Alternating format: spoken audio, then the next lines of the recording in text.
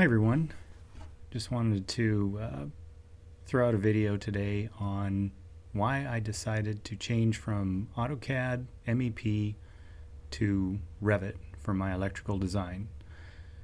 We've been using AutoCAD for quite a few years, since 1994, for our design build electrical contracting business. And when we got on the AEC subscription program with Autodesk, we had a bunch of extra titles that we could work with, and Revit was one of them. Knowing that Revit was starting to become a major player in design, I already was buying it, so I thought I'd try it, and I haven't looked back. It's been great. It's been something that gives us a lot of tools for both the 2D side and 3D, as well as making easy elevations. It's been great for showing our guys on site some views that you don't typically do in AutoCAD, or you have to go through some extra steps to do it. So it's been great. I'll show you some things that we can do in Revit that is so easy that you can't do in AutoCAD with as much ease. So let's say we want to add a power panel here on the screen.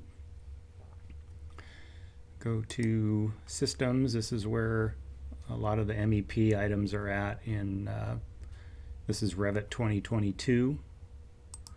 So if we add a panel, you've got a few options here in the base Revit. There is some other things you can do that we'll talk about in some other videos about some third-party aspects that you can use that really make it easy and give you a lot more options than what you have just in a basic Revit scenario. So let's say we want to do a 42 circuit, 200 amp panel,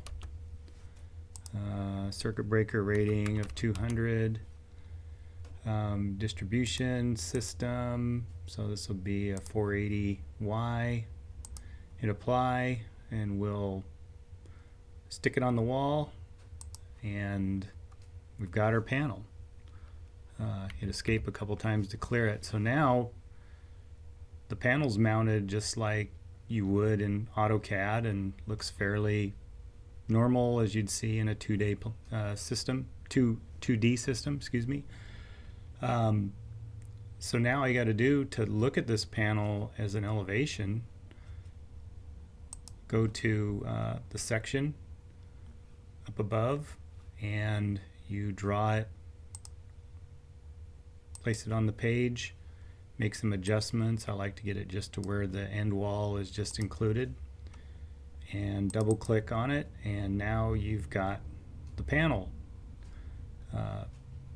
is on the wall as an elevation. You can go down here, change some detail levels on it,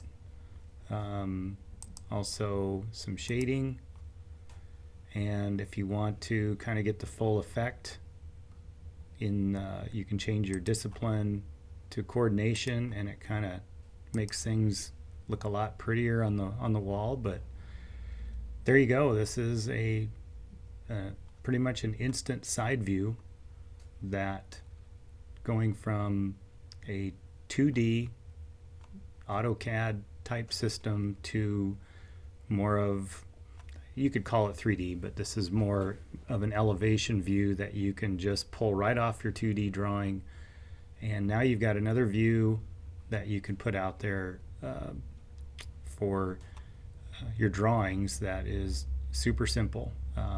This is 1/8 inch scale, so if we wanted to make that like, let's say, a 1/2 inch scale, it changes a lot of the annotation to be a little more scale.